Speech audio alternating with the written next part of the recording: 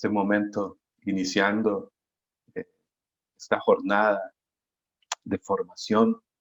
Y cuánta razón tiene el Papa Francisco cuando escribía la exhortación "Alégrense y regocíjense" sobre el llamado a la santidad en el mundo actual. Y en el número 51 dice el Papa Francisco que muchas veces lo único que necesitamos es solamente vivir, estar humildemente en su presencia. Ahí somos envueltos en su gloria. Ahí en su presencia, reconociendo su amor constante en nuestras vidas. Y cuando estamos en su presencia, cuando vivimos en su presencia, cuando disfrutamos su presencia sin poner, dice el Papa, ninguna distancia, ninguna barrera, y le permitimos que examine nuestro corazón, ahí Él nos muestra, nos revela, ahí conoceremos siempre su voluntad agradable, buena y perfecta para nuestra vida. Amén. Ahí seremos moldeados, dice el Papa, como el barro en manos del alfarero. Estamos en su presencia. ¿Lo creen? Y en su presencia Él nos dirige su palabra, nos hace experimentar su poder. Prácticamente esto es inseparable. Decir palabra de Dios, decir poder de Dios es casi en el sentido bíblico prácticamente decir lo mismo. Porque cuando Dios habla, pues lo que Él dice se realiza, acontece. Así que, pues vamos a abrir el corazón a la palabra. Y qué hermoso encontrarnos como Renovación Carismática Católica, como esta hermosa familia de esta corriente de gracia. No sé para ustedes, pero la Renovación Carismática Católica para mí no es una ocasión, no es una función, no es una posición. La Renovación Carismática Católica para mi vida es un don, es un fuego en el corazón, es una vocación eterna. Como dijo San Juan Pablo II, larga vida a los carismáticos. Es la vida en el espíritu en la vida, eternamente. Ser carismático y la vida en el espíritu es vivir un Pentecostés que nunca muere. Y la renovación carismática católica es maravillosa. Estamos precisamente, mis hermanos y hermanas, en el contexto, seguro quizás algunos han seguido algún momento del ECLA, del Encuentro Carismático Católico Latinoamericano, en medio de este contexto, de este año que estamos viviendo, este 2020, el inicio de una nueva década. Yo creo que estamos viviendo un tiempo muy, muy profético, es decir, Dios está hablando, Dios está actuando, Dios está moviendo como nunca antes y estamos entrando a una nueva etapa, a un nuevo tiempo. Y la renovación carismática católica, su riqueza, ahora precisamente reflexionaba en esto, su riqueza es mucha. Alguien dijo en una ocasión que lo malo de la renovación es lo buena que es. O sea, es tan buena, es tan hermosa y es tanta su riqueza y su fruto, pues que por eso el enemigo pues la ataca, por eso también pues enfrenta muchas veces momentos de dificultad. Pero la renovación carismática católica tiene una riqueza, es mucha su riqueza. En creatividad, en ministerios, en apostolados, en actividades, en evangelización, en tantas cosas, porque precisamente es el Espíritu Santo creador, el centro de nuestra experiencia, debe ser el centro de nuestra vida, de nuestro ser y hacer. Pero en medio de todo lo que la renovación carismática, el Espíritu Santo ha hecho en ella y continúa haciendo en ella y a través de ella, yo creo que el corazón de la renovación carismática católica, dentro de sus acciones, el corazón de la renovación carismática católica, su base está en las asambleas de oración, en las asambleas de oración, donde algunos países le llaman grupos de oración, asambleas de oración, aunque históricamente había una pequeña distinción, ¿no? Asamblea de oración más grande, grupos de oración más pequeño, pero el corazón, las asambleas de oración. Bueno, yo quisiera saber si me están escuchando bien. ¿Sí me están escuchando bien? Muy bien, gracias. Las asambleas de oración, podríamos decir que son su verdadera cara de presentación de la renovación carismática católica, porque son la base. Es ahí donde se vive el sentido esencial de la fe, llamado comunidad, ¿no?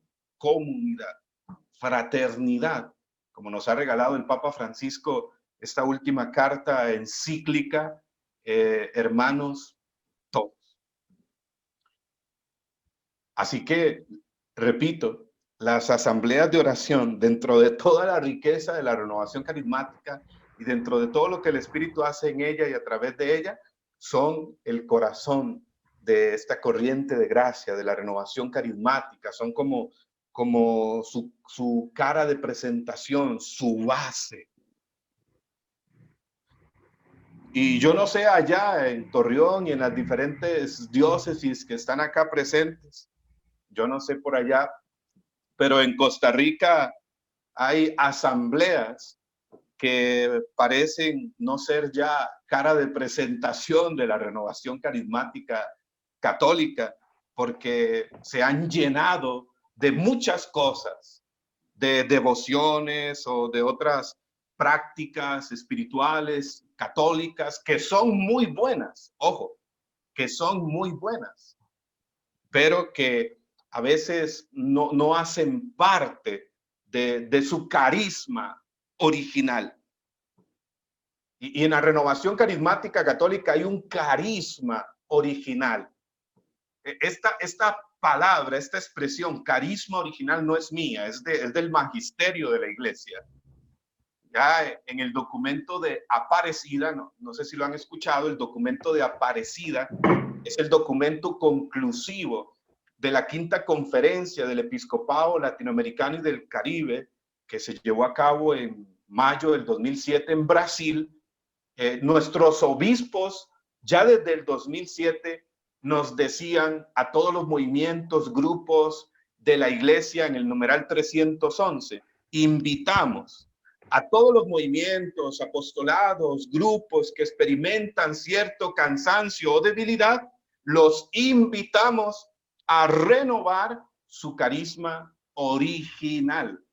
Y pues renovando el carisma original, como diciéndonos los obispos, pues van a salir de ese estado de cansancio o debilidad, de ese estacionamiento en el que pueden encontrarse. Entonces, en la renovación hay un carisma original. Y nuestro carisma original, que viene de la iglesia y que es parte de la iglesia, que no es patente de la renovación carismática católica, pero es algo que le distingue, y lo podríamos resumir con una palabra, mis hermanos, y es la palabra Pentecostés, para que lo anote bien grande. Es la palabra Pentecostés. Yo no sé allá, pero por acá hay asambleas de la renovación carismática católica, o me he encontrado muchas asambleas que ya no son carismáticas, que son, decía un sacerdote por acá, casi asmáticas, es decir, sin aire, sin fuerza, como sin apertura al soplo del Espíritu Santo. Hay asambleas que ya no son carismáticas, que son esquemáticas. Y no se vive aquello que dice el apóstol San Pablo en la segunda carta a los Corintios, en el capítulo 3, versículo 17, porque donde está el Espíritu Santo, allí hay que libertad. Libertad para adorar, libertad para cantar, libertad para alabar, libertad en la vida. Y en Pentecostés, decía un hermano que, si no me equivoco, mañana estará con ustedes, mi hermano Melchor, y en Pentecostés la iglesia recibió no un esquema, recibió el Espíritu Santo, que nos da libertad, como dice Pablo en 2 Corintios 3:17, que nos hace adoradores, que nos hace alabar, vivir como el mismo Jesús lo enseñó en Juan 4:23, cuando hablaba con la mujer samaritana, que nos hace vivir, alabar, adorar, servir en espíritu y en verdad. Entonces, las asambleas de oración, óigalo muy bien, las asambleas de oración tienen que ser expresión de la esencia de la renovación carismática católica, de su carisma original, que es Pentecostés. La palabra Pentecostés, el acontecimiento de Pentecostés, la esencia de la renovación carismática católica es, diríamos en una palabra así, neumatológica, es decir, centrada en el Espíritu Santo, y desde ahí el Espíritu Santo es aquel que nos hace exclamar Abba Padre, como dice Pablo en Romanos 8:15. Es el Espíritu Santo el que nos hace proclamar, dice Pablo en 1 Corintios 12:3, Jesús es el Señor. Es el Espíritu Santo el que nos hace amar a María, su esposa amadísima, aquella que vivió ese primer Pentecostés en la Anunciación, en el capítulo 1 de San Lucas, ese momento que los teólogos llaman el proto-Pentecostés, el primer Pentecostés, María, que recibió un Pentecostés anticipado, ¿no? Es el Espíritu Santo el que nos hace redescubrir, por supuesto, toda la riqueza de la iglesia y, en fin, vivir la vida de fe, vivir la vida, como decimos, renovados, ¿no? Renovados y en continua renovación, como dice San Pablo en Colosenses capítulo 3, versículos 9 y 10, en una continua renovación. Y esto es una gracia, esto es un regalo, hermanos. Recuerdo que San Juan Pablo II decía en un momento dado a la renovación carismática, oigan, ustedes tienen el secreto de la santidad. Y ese secreto de la santidad es una apertura especial a la persona y acción del Espíritu Santo. Pentecostés. Vuelvo a repetir algo que dije hace un momento. Nuestras asambleas de oración tienen que ser expresión, reflejo, manifestación de la esencia de esta corriente de gracia de la renovación carismática católica. ¿Y cuál es nuestra esencia? Pentecostés. Y aquí recuerdo algunas palabras de San Juan Pablo II. Ya nos decía el gran San Juan Pablo II unas palabras que debemos escuchar hoy y sobre todo en este tiempo, en este contexto que estamos viviendo, unas palabras que él dijo de manera muy directa a la renovación carismática católica en el Pentecostés del 2004.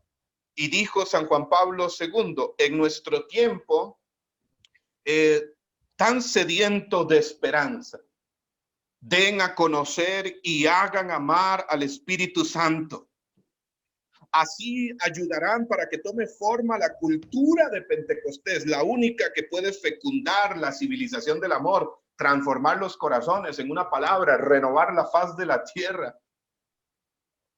cambiar el curso de la historia y generar, sigue diciendo San Juan Pablo II, la convivencia de los pueblos, de los hombres. No se cansen de invocar con ferviente insistencia, ven Espíritu Santo, ven, ven. Y también San Juan Pablo II nos definiría, hablando de esto de Pentecostés. Fíjense, palabras muy claras y bien concretas, y así como nos llamamos y nos han definido desde el inicio el cardenal Joseph Suenens, Pablo VI, y ahora el Papa Francisco, que lo ha remarcado ya en varias ocasiones, el 1 de junio del 2014, el 8 de junio del 2019, principalmente nos ha dicho: ustedes son una corriente de gracia en la iglesia y para la iglesia. Y yo creo que unas palabras importantes son estas de San Juan Pablo II también, que nos definen, es decir, que hablan de nuestra identidad, de nuestra esencia, de lo que vivimos en esta renovación carismática. Y decía San Juan Pablo II el 29 de mayo del 2004, gracias al movimiento carismático, muchos hombres y mujeres, oigan qué hermoso, jóvenes y adultos han redescubierto Pentecostés como una realidad viva y presente en su vida diaria, en su vida cotidiana. Deseo que la espiritualidad, y aquí viene esta palabra importante, deseo que la espiritualidad de Pentecostés se difunda en la iglesia como un renovado impulso de oración, de santidad, de comunión, de anuncio. Y San Juan Pablo II nos decía, gracias al movimiento carismático, pues muchos han redescubierto Pentecostés, no como un concepto, no como una idea, sino como una realidad viva, presente en su vida cotidiana. Y nos define y define nuestra espiritualidad como la espiritualidad de Pentecostés. Qué hermoso, ¿no? Y cuando uno habla de espiritualidad, no está hablando solo de un aspecto de la vida, lo que hacemos en la renovación, cuando vamos a misa, cuando hacemos una práctica religiosa. Hay una definición de espiritualidad que nos puede ayudar, por si quieren anotarla, que dice que la espiritualidad es el desarrollo de la vida divina en el ser humano. Es decir, es Dios en el ser humano completo, en todas sus dimensiones. Yo les decía ahora, bueno, la vida en el espíritu en la vida familiar, en la vida académica, en la vida laboral, en la vida afectiva, en la vida matrimonial, en la vida social, en la vida física, en todas las dimensiones, el espíritu santificándonos, renovándonos, conduciéndonos, guiándonos, actuando, operando. Siguiendo adelante, también en 1998, San Juan Pablo II decía estas palabras interesantes. En 1998 decía San Juan Pablo II, después de tener un encuentro en la Plaza de San Pedro el día anterior con diferentes grupos, movimientos de toda la iglesia. Y dijo San Juan Pablo II, ayer en esta Plaza de San Pedro vivimos un encuentro de fiesta, cantos, oraciones y testimonios. Experimentamos el clima de Pentecostés,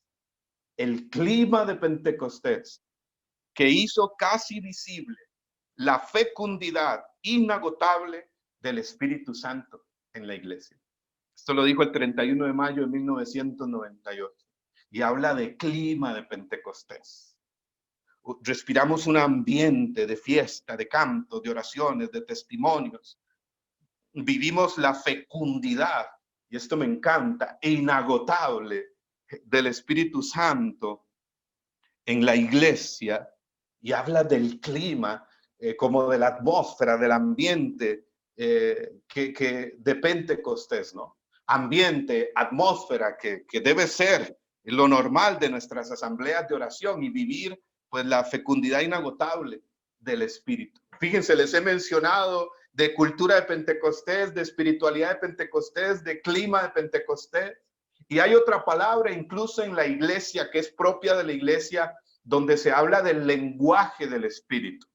El lenguaje del Espíritu como la lengua maternal de la iglesia, como el lenguaje que inspira el Espíritu Santo. El lenguaje del Espíritu, el lenguaje de la alabanza, las lenguas del Espíritu, ¿no? El lenguaje de la profecía, el lenguaje del amor. Y el Papa Francisco, tomo aquí unas palabras de él en este momento. El Papa Francisco, el 22 de mayo del 2013, precisamente hablando de Pentecostés, decía: en Pentecostés se recibe una lengua nueva. Una lengua nueva, la del amor que el Espíritu derrama en los corazones. Un lenguaje, sobre todo, el lenguaje que todos pueden comprender. El lenguaje del Espíritu. Mucho podríamos decir más, pero fíjense, nuestras asambleas de oración, mis hermanos y hermanas, tienen que ser vivencia, experiencia, donde se viva la cultura de Pentecostés, la espiritualidad de Pentecostés, el clima de Pentecostés, donde se hable el lenguaje de Pentecostés. O sea, como decía ahora Rubén en un momento dado en la oración, tenemos que volver a las fuentes. Yo les pregunto, ¿cuántos de ustedes quieren volver a la fuente? ¿Les gustaría volver a la fuente? Decía Salvatore Martínez, quizás muchos lo han escuchado, este hermano italiano, en un libro llamado Movidos por el Espíritu. Tenemos que volver siempre, siempre a las fuentes del cenáculo, ahí donde aconteció Pentecostés, para mostrar a un Cristo vivo, para ser testigos. Porque fíjense que hay una conexión inseparable entre Pascua y Pentecostés. Es decir, entre la pasión, muerte y resurrección de Jesús y Pentecostés. Hay una conexión pues inseparable. De hecho, Benedicto XVI diría lo siguiente en el Pentecostés del 2008. Pentecostés es el coronamiento de toda la misión de Jesús. Fíjense qué palabras. Pentecostés es el coronamiento de toda la misión de Jesús. ¿Y cuál fue la misión de Jesús? Podemos ir a San Lucas en el capítulo 4, versículos 18 al 21.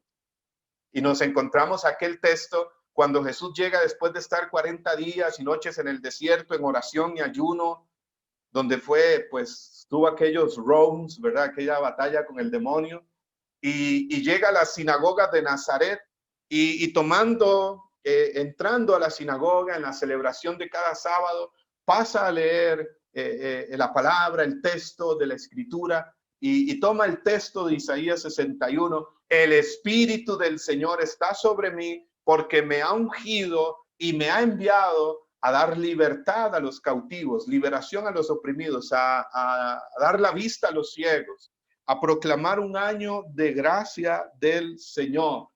Y después de leer, ante la mirada de todos, recordarán que Jesús dijo, esta palabra que acaban de escuchar se cumple hoy delante de ustedes. Y ese hoy que Jesús dijo allá es lo que en el lenguaje bíblico se le llama un presente continuo. Un presente continuo. Y si nuestras asambleas deben ser manifestaciones, expresión de Pentecostés, y si Pentecostés es la coronación de toda la misión de Jesús, y la misión de Jesús es sanar, liberar, proclamar la buena noticia, creo que me faltó esa parte ahí, proclamar buena noticia, hacer presente el reino de Dios, pues lo normal es que en cada asamblea de oración sea manifestación de la misión de Jesús. Amén. debiera ser, es lo normal. No vamos a hablar así como tanto, debiera, hablemos proclamando, es lo normal. El Papa Francisco nos regaló una hermosa exhortación llamada Cristo vive. Cristo vive. No sé si alguno la ha podido leer después del sínodo para los jóvenes, y nos ha regalado pues la exhortación Cristo vive, que pues ha sido dada para todos los jóvenes cronológicamente hablando, y como se dice por ahí, de juventud acumulada también, aunque el Papa Francisco dice acá en esta exhortación en el numeral 34 que ser joven no es un asunto de edad, sino un estado del corazón. Y cuando él explica qué significa creer que Cristo vive, en el numeral 124 y 125, ustedes lo pueden buscar, el Papa Francisco dice, creer que Cristo vive, ¿qué significa esto? No significa solamente creer que Él vino, se encarnó y nos salvó hace más de 2000 años a través de su pasión, muerte y resurrección. Creer que Cristo vive es creer que Él vino, que Él viene hoy para salvarnos, para levantarnos, para liberarnos, para sanarnos, y que seguirá viniendo cada día a nuestra vida, como lo ha prometido. Y nos recuerda Mateo en el capítulo 28, versículo 20, yo estaré con ustedes todos los días hasta el final de los tiempos. Entonces, mis hermanos, movidos por el Espíritu Santo, tenemos que volver a la fuente, al cenáculo, que nuestras asambleas sean un cenáculo constante de Pentecostés. Salvatore Martínez escribe también en este libro una frase solamente, y dice, desde su nacimiento, oigan, desde su nacimiento, es decir, desde el primer Pentecostés, desde el Pentecostés fundante que leemos en Hechos 2, la iglesia ha promovido la espiritualidad del cenáculo. La iglesia siente la necesidad continuamente de volver al cenáculo, es decir, a Pentecostés. Entonces, la Pascua, la pasión, muerte y resurrección de Jesús es la definitiva y plena revelación de Cristo. Y Pentecostés es cómo recibimos, cómo esa salvación se hace presente, evidente, palpable, operante, y cómo compartimos con nosotros esa experiencia del Jesús que nos salva, que libera, que sana, que está vivo, que transforma. Entonces, mis hermanos, se debe entrar en el cenáculo, permanecer en él, dejarse introducir allí por el Espíritu, y a la vez debemos salir desde el cenáculo reviviendo el espíritu de Pentecostés, viviendo y sintiendo su actualidad, su fuerza viva. Ahora, yo quisiera que vayamos al capítulo 2 del libro de los Hechos de los Apóstoles. Vamos a ir al capítulo 2. Vayamos entonces al Pentecostés fundante. Después de esta parte que les he comentado, vayamos a esta fuente, a este texto que todo carismático conoce y ha leído en muchas ocasiones, pero que la Biblia, la Sagrada Escritura, pues es una fuente siempre inagotable de palabra de Dios que nos habla, de Dios que nos sorprende. Y ahí en el capítulo 2, versículo 1 en adelante, nos vamos a encontrar la primer asamblea de oración carismática, ¿sí? La primera asamblea de oración carismática. No porque en ese momento estaba la renovación carismática como el movimiento, ¿no? Sino porque la iglesia en sí, en su naturaleza, en su esencia, es carismática, ¿sabían? La iglesia tiene como dos dimensiones esenciales: la dimensión institucional y jerárquica y la dimensión carismática.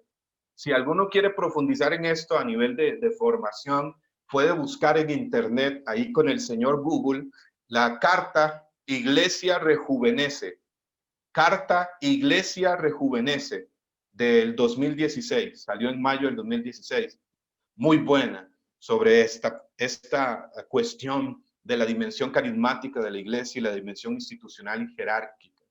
La dimensión carismática, en una palabra, se refiere a que el Espíritu Santo actúa en todo el pueblo de Dios, no solo en la jerarquía, es decir, en los sacerdotes, obispos, religiosos, diáconos principalmente, en los consagrados, sino en todo el pueblo de Dios. Por eso es carismática. Y a la jerarquía le corresponde acompañar, promover, discernir y también corregir. Bueno, vamos a la primera asamblea carismática y desde aquí, mis hermanos y hermanas, vamos a ver algunos elementos importantes que debemos recordar, a los cuales debemos ir para que nuestras asambleas hoy, quizás en algún lugar ya están retomando un poquito presencialmente, no sé, en sus diócesis, aquí en Costa Rica algunos pocos lugares, pero aunque sean virtuales, Dios sigue actuando con poder a través de estos medios. Amén. Y aún a través de estos medios, nuestras asambleas pues tienen que ser expresión, manifestación de Pentecostés. Muy bien. Dice el capítulo 2 del libro de los Hechos de los Apóstoles, y vamos a ir viendo algunos puntos muy específicos, si el tiempo nos lo permite. Al llegar el día de Pentecostés, y detengámonos ahí, y quizás puedan subrayar esta primer frase, al llegar el día, no sé, escríbalo o márquelo, al llegar el día. O sea, al llegar el día, habla de un momento, habla de un tiempo concreto. Al llegar el día de Pentecostés, 50 días después de la resurrección, de hecho, en el contexto judío, del pueblo de Israel, 50 años después de la Pascua. Al llegar el día, habla de un momento, de un tiempo concreto, específico. Oigan, bueno, estas son reflexiones que hacía pues también desde mi corazón pensando en esto. Y no sé ustedes, pero la asamblea es ese día que anhelamos que llegue. No sé si les pasa o si les ha pasado antes, pero yo recuerdo también en mis inicios de la renovación carismática, en aquellos primeros años y sobre todo cuando uno vivía esa luna de miel, ¿no? En la renovación carismática, yo recuerdo cómo anhelaba que llegara ese día de la asamblea, esa noche, ese tiempo, esas hora y media, 2 horas en el templo, en la capilla, donde nos reuníamos. Anhelaba y hacía todo lo que fuera posible para llegar a la asamblea de oración. Parece un detalle así como pequeño, pero no. La asamblea tiene que ser ese día que anhelamos que llegue. Tiene que ser ese tiempo, ese día que deseamos que llegue. No porque toda nuestra vida de fe sea solo la asamblea, sino porque es un tiempo especial de entrar en el cenáculo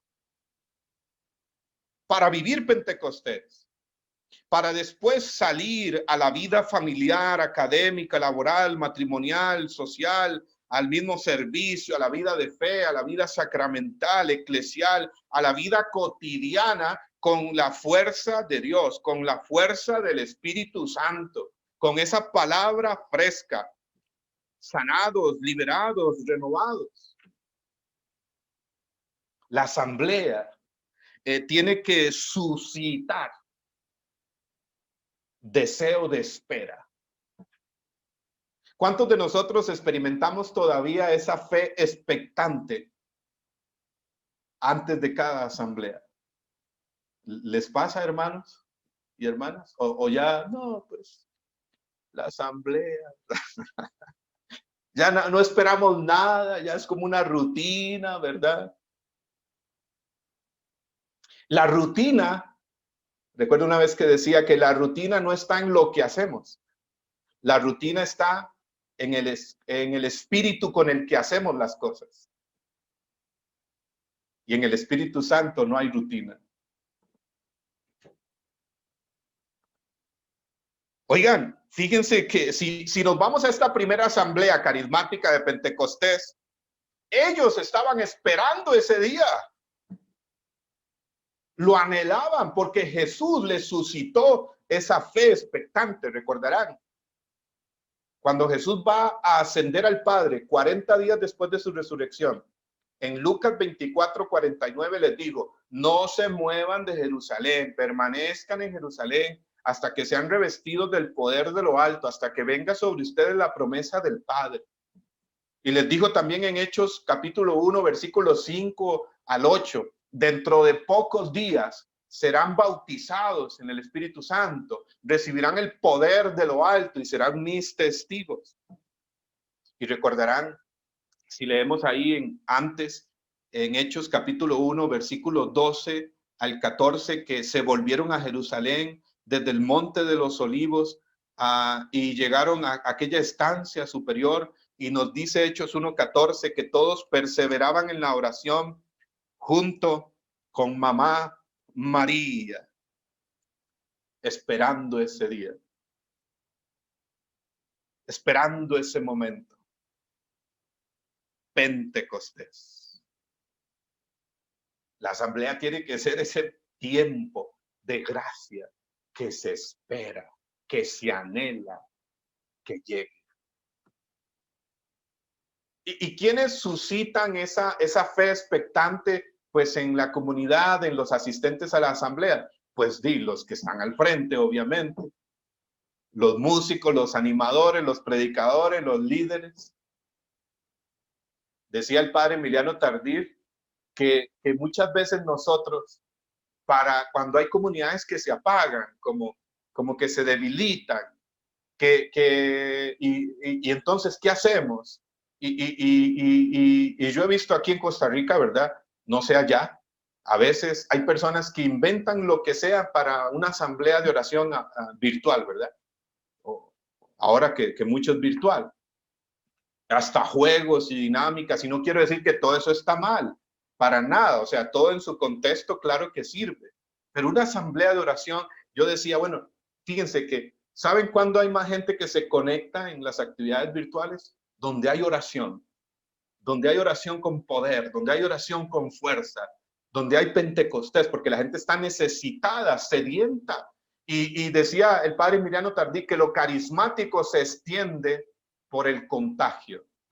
Es decir, contagiar el espíritu, ¿no? Como dice el Papa Francisco, la iglesia crece por atracción, no por proselitismo, por atracción. Si nuestras asambleas son como un epicentro del reino de Dios en la tierra, del cielo en medio de nosotros, pues la gente va a estar deseando. Miren, ahora yo tengo por acá el documento de Aparecida y me viene a la mente un numeral, el numeral 362. El numeral 362. Vean qué poderosas palabras, hermanos. Numeral 362 de Aparecida. La iglesia necesita una fuerte conmoción que le impida instalarse en la comodidad del estancamiento. Yo creo que esa conmoción, esto lo dijeron en el 2007, yo creo que eso ya está pasando. Esto que profetizaron los obispos ya está pasando. Y sigue diciendo, necesitamos que cada comunidad cristiana, que cada asamblea se convierta en un poderoso centro de irradiación de la vida en Cristo. Vean qué hermoso. Que cada asamblea, diríamos aquí, se convierta en un poderoso centro de irradiación de la vida en Cristo. Para eso se volverá imperioso asegurar cálidos espacios de oración que alimenten el fuego de un ardor incontenible y, ojo, y hagan posible un atractivo testimonio para que el mundo crea. Qué bonito, ¿no? Seguimos adelante. Dice además el versículo 1, estamos Hechos 2:1. Al llegar el día de Pentecostés, estaban todos reunidos en un mismo lugar. Detengámonos ahí.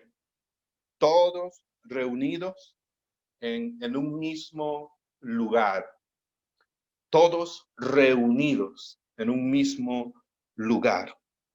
Reunidos.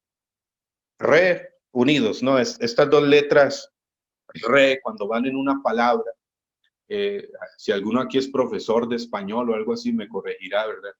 Si no me equivoco, se le llama prefijo, ¿no? El prefijo re. Cuando va en una palabra como esta, reunidos, indica repetición, ¿no? Repetir algo. Y por eso decimos reiniciar, resetear, o indica también intensificar algo. Por eso decimos recargar el celular, recalentar, o implica volver, regresar, retroceder. Y nos dice el libro de los Hechos que estaban todos reunidos en un mismo lugar. La asamblea de oración es ese tiempo y lugar donde volvemos a unirnos, donde volvemos a estar juntos para recargar fuerzas. Es ese lugar, ese hogar, esa casa, esa hoguera donde volvemos unidos. Estaban todos reunidos en un mismo lugar. Y hay otras versiones que indican, o según los biblistas, el texto original dice, estaban todos reunidos con un mismo objetivo, con un mismo fin, con una misma intención, con una misma motivación. Estaban todos reunidos. Jesús, y recordarán aquellas palabras, ¿no? Del Señor Jesús en Mateo capítulo 18, versículos 19 y 20. San Mateo capítulo 18, versículos 19 y 20, porque donde dos o más de ustedes se pongan de acuerdo para pedir algo al Padre en mi nombre, lo conseguirán, sea lo que fuere.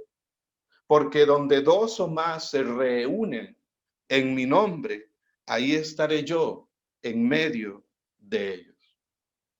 Y yo creo que aquí hay una palabra importante que tiene que hacer esencia de las asambleas de la renovación carismática católica.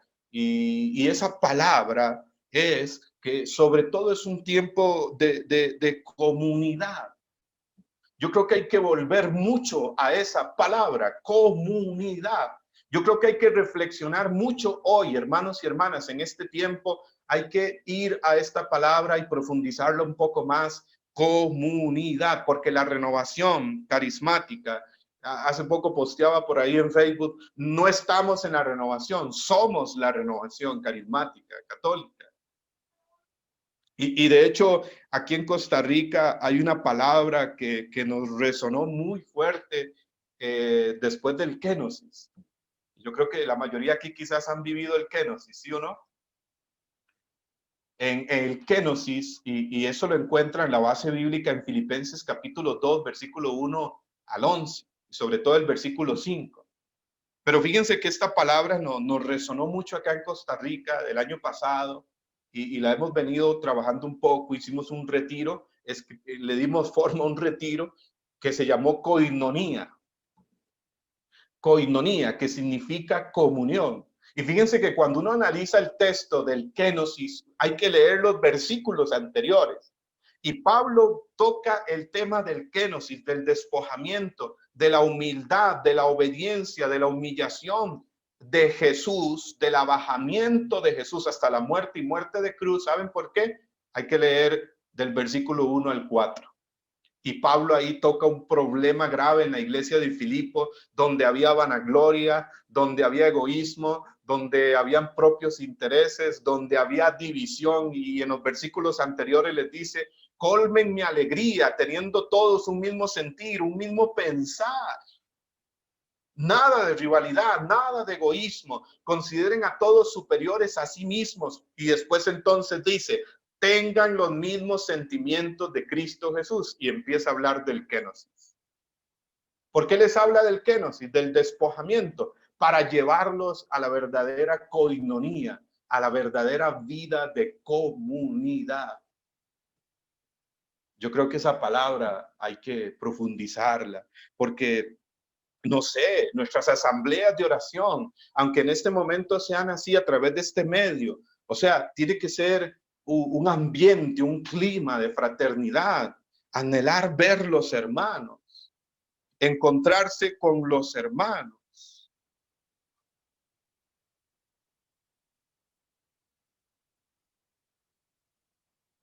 El sentido de comunidad, porque el camino hacia Dios es el hermano, es el hermano. Ese es el camino hacia Dios. Cuando había un obispo que ya falleció, Pedro, se me va el apellido, Casaldáliga, si no me equivoco, y él decía, al final del camino me dirán, ¿has vivido? ¿Has amado? Es decir, en su encuentro cara a cara con Dios. Al final del camino, él me preguntará, ¿has vivido? ¿Has amado?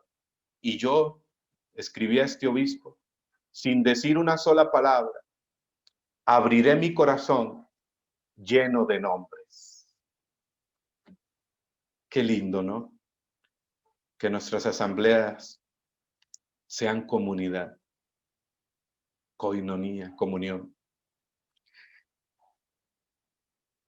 Tercer elemento, vamos al versículo siguiente. Fíjense, apenas vamos por el versículo 3, Dios mío. Dice el siguiente elemento. Bueno, yo creo que vamos a una asamblea de oración y para dejarnos sorprender por Dios y su eterna novedad. En este relato de Pentecostés hay como un hilo conductor, ¿no? Hay como un hilo conductor.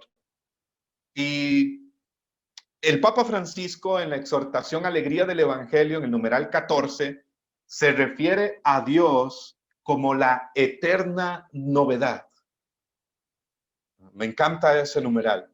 Habla de Dios como la eterna novedad. Él es la eterna novedad, que no deja de renovarnos, que no deja de hacer nuevas todas las cosas, que no deja de sorprendernos. Dios siempre nos sorprende, ha dicho el Papa Francisco con mucha frecuencia. Bueno, ¿qué es lo que sucede en el versículo 2 de Hechos 2? De repente vino del cielo un ruido como el de una ráfaga de viento impetuoso que llenó toda la casa en la que se encontraba. Detengámonos ahí y vemos aquí la tercera característica de esta primera asamblea carismática. Dice, de repente vino del cielo el ruido, un ruido como de un viento, una ráfaga de viento impetuoso que llenó toda la casa. Y esto me encanta porque me habla de la acción del Espíritu Santo. Cuando nosotros nos dejamos guiar por el Espíritu Santo, generalmente el Espíritu Santo no se apega al guión. Generalmente, cuando nos dejamos guiar por el Espíritu Santo, generalmente él no se apega al guión, pero siempre es muy respetuoso. Y cuando rompe nuestros esquemas, también genera la armonía, genera la paz, genera un orden especial. Recordarán que en el capítulo 3 de San Juan, Jesús habla con un maestro de la ley llamado Nicodemo, un hombre muy conocedor, un hombre muy formal, un hombre con sus lógicas. Y Jesús le habla a Nicodemo y le dice en el capítulo 3 de San Juan, en el versículo 7 y 8, San Juan capítulo 3, versículos 7 y 8, no te asombres de lo que te he dicho. Tienes que nacer de lo alto. El viento sopla donde quiere y oyes su voz, pero no sabes ni de dónde viene ni hacia dónde va. Así es, oigan esto, así es todo el que nace del Espíritu. Así es, ¿quién? Todo el que nace del Espíritu, dice Jesús, como el viento que sopla donde quiere y oye su voz, pero no sabes ni de dónde viene, ni hacia dónde va. No está diciendo Jesús que tenemos que ser unos desubicados, ¿no? Lo que está diciendo en el contexto está hablando precisamente de ese caminar en la libertad del Espíritu Santo, de ese movernos en su soplo. Y yo creo que esta tiene que ser una característica de las asambleas de la renovación carismática católica.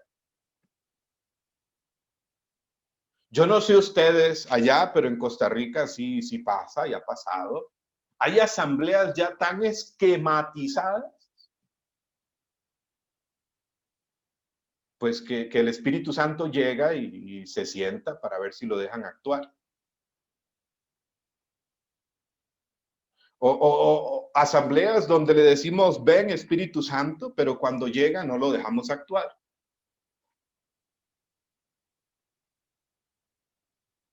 De repente, dice Lucas, que es el autor de los Hechos.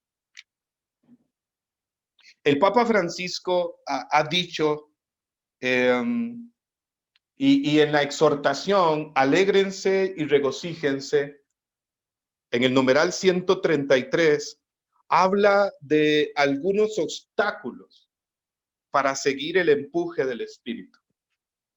Habla de los principales obstáculos para movernos en la libertad, en los de repentes del Espíritu Santo. Y en el numeral 133 de la exhortación, alégrense y regocíjense, vean qué hermosas palabras y poderosas. Necesitamos el empuje del Espíritu para no ser paralizados por el miedo. Por el miedo.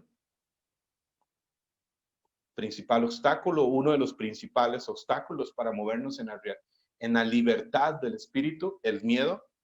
Y sigue diciendo, el cálculo. Otro obstáculo es el cálculo, es decir, querer tenerlo todo fríamente calculado. Y mira, quien lo quiere tener todo, absolutamente todo, fríamente calculado en la vida en el Espíritu, pues nunca va a arder en el fuego del Espíritu. Y sigue diciendo, para no acostumbrarnos a caminar solo dentro de confines seguros. Otro obstáculo, cuando nos acostumbramos a caminar solo dentro de confines seguros, es decir, cuando nos acostumbramos ya a un método, a una forma de hacer las cosas. Sigue diciendo, recordemos que lo que está cerrado termina oliendo a humedad y enfermándonos. Cuando los apóstoles sintieron la tentación de dejarse paralizar por los temores y los peligros, se pusieron a orar juntos pidiendo la parresía, la valentía, la audacia del Espíritu. Señor, fíjate en sus amenazas y concede a tus siervos predicar tu palabra con toda valentía. Y la respuesta fue que al terminar la oración tembló el lugar donde estaban reunidos, los llenó a todos y predicaban con valentía la palabra de Dios. Numeral 133. Y fíjense, aquí el Papa Francisco nos dice varios obstáculos que nos impiden movernos en el empuje del Espíritu, en la libertad del Espíritu, en el de repente del Espíritu Santo. El miedo, el cálculo excesivo, acostumbrarnos a servir, de solamente dentro de nuestros dentro de confines seguros, acostumbrarnos a una forma, un método, no arriesgar. El Papa Francisco decía en otro momento que el peor enemigo del Espíritu Santo es el siempre se ha hecho así. Y el siempre se ha hecho así nos cierra al espíritu de los hechos. Ya recordarán también que el 1 de junio del 2014 el Papa Francisco nos decía muchas cosas y dentro de lo que decía la renovación el 1 de junio del 2014 allá en el Estadio Olímpico de Roma nos decía, oigan, no enjaulemos el Espíritu Santo. seamos dispensadores de la gracia, no controladores de la gracia. De repente, de repente, de repente. Ahora decía Rubén, ¿no? Como que algunos quizás nos cuesta entrar en sintonía, en conexión. Suena bonito, suena, ¿verdad? Interesante, pero fíjense, esto de la libertad en el espíritu, de movernos en las sorpresas del espíritu, es algo para todos, es algo que, que si arriesgas, si te lanzas, pues llega a ser lo normal y no hay mayor libertad, decía en otra ocasión el Papa Francisco, no hay mayor libertad que renunciar a calcularlo todo, a controlarlo todo y dejarnos mover, dejarnos trasladar, dejarnos empujar por el Espíritu Santo. Para esto, pues, los líderes, los que dirigen una asamblea de oración, músicos, animadores, son los que lo propician y los que van enseñando a la comunidad a moverse en esa libertad del espíritu. Y para eso, animadores, músicos, líderes, pues hay que entrar en sintonía, en conexión con el espíritu, empezar a lanzarnos, a hacerlo e ir llevando esta experiencia a los hermanos y hermanas en nuestras asambleas de oración. Hay que arriesgar. Yo no sé, yo pues lo seguimos aprendiendo, lo seguimos, es algo que se debe cultivar constantemente. Pero yo recuerdo años atrás, a mí me ayudó mucho cuando yo empecé a ir a México. ¿Sí? Yo le agradezco muchas cosas a México. En el 2014 fue la primera vez. Yo creo que ese año fui a Torreón también, en el 2014, si no me equivoco, a un retiro de jóvenes.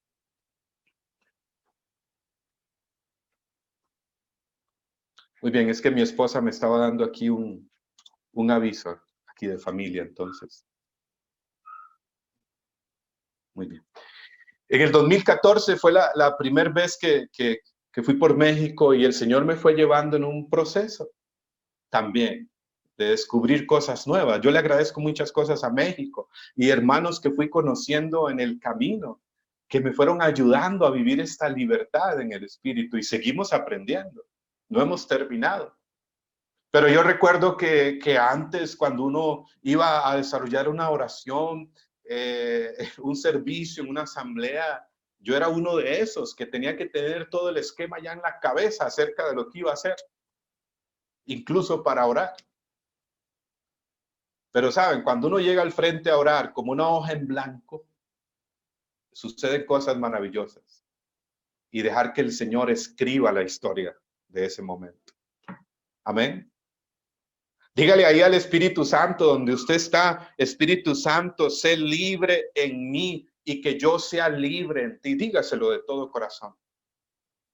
Levante las manos y dígale, Espíritu Santo, sé libre en mí y que yo sea libre en ti. Desprográmame, desinstálame, rompe mis cálculos, mis lógicas.